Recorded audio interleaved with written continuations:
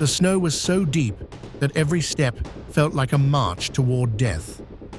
On the frozen northern border, where even the wind abandons human beings, Captain Faraz and his team of 11 soldiers had been tracking enemy movement for 3 days.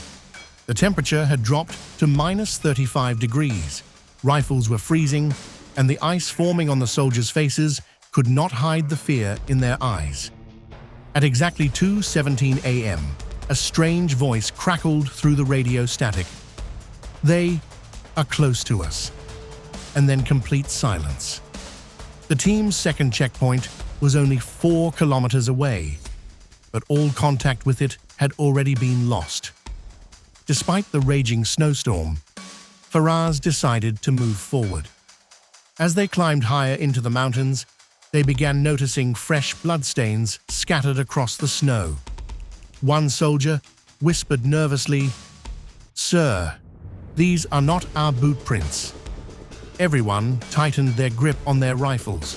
The only sounds were the storm screaming through the valley and the pounding of their hearts. Suddenly, Junaid, the soldier walking at the rear, vanished without a trace. Only his flashlight remained glowing in the snow. The team froze. "Junaid!" Faraz shouted, but the wind swallowed his voice. When they picked up the flashlight, they discovered drag marks leading into a dark ravine. No one could understand how the enemy had gotten so close without making a sound. Over the next few hours, their oxygen supplies began running low, and every soldier felt as though unseen eyes were watching them from the mountains. Before dawn, they finally reached an abandoned bunker covered in snow. Inside, the walls were stained with old blood and scarred with bullet marks. The radio operator tried calling for backup, but the same voice returned through the static.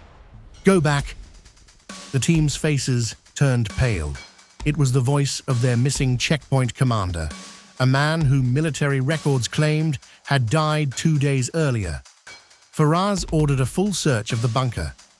In one frozen room, they found the bodies of their own soldiers.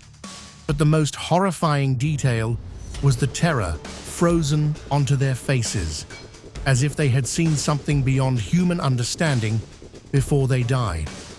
Then suddenly, footsteps echoed outside in the snow, slow at first, then faster, until 3 violent knocks thundered against the bunker door.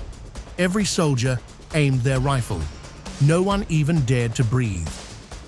Faraz slowly stepped toward the door, and the moment his hand touched the handle, the radio burst back to life. "Captain, don't open the door. That thing is not one of us."